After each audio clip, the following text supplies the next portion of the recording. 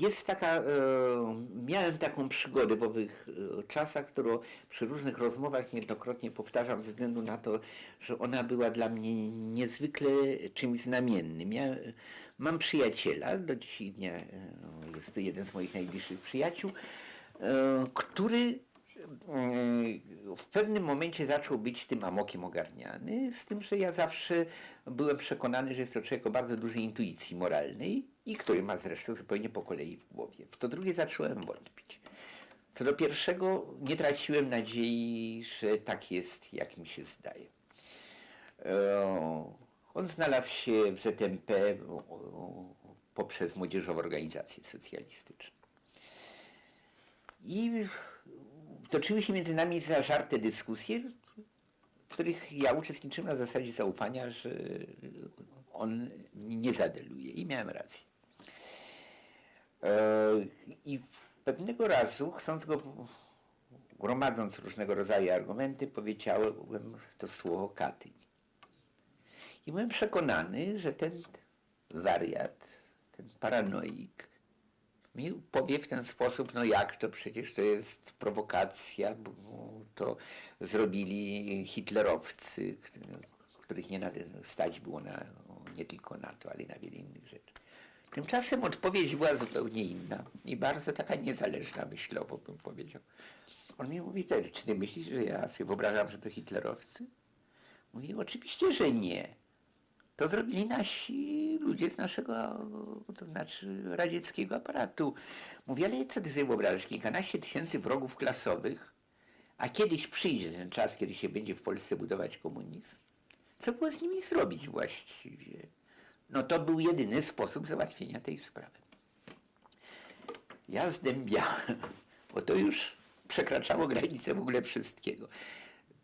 Pochwała Katynia bez próby zwalenia tego na Niemców i ten cynizm człowieka niezwykle czystego moralnie. Co się dzieje? To w ogóle przekraczało pojemność mojej psychiki, zrozumienie tego, co się dzieje. I jeżeli bym miał jakąś podstawę do tego, żeby stać się człowiekiem wierzącym, to w tym momencie miałem niemalże dowód na działanie Ducha Świętego.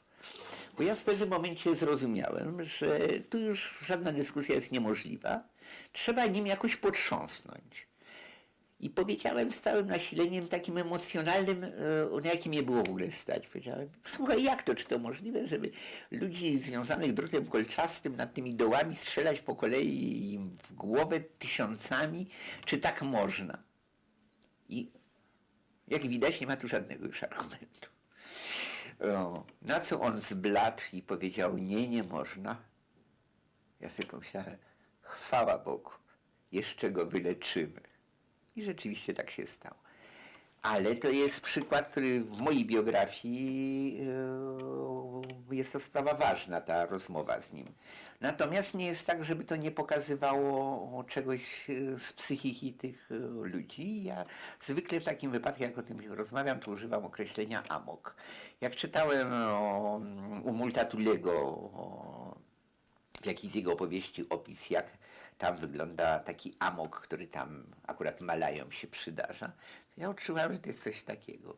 Szaleńcy, których stać w tym momencie na wszystko, choroba, która zmienia im komórki mózgowe, które pracują na jakiejś innej zasadzie, dla mnie niezrozumiałej. I to było okropne, bo w tym się żyło na co dzień.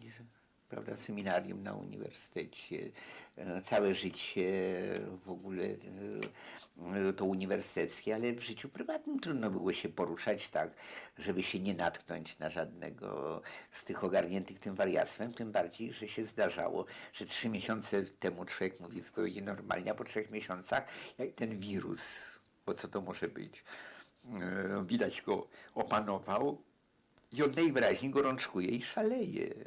I nigdy nie wiadomo, jak daleko się posunie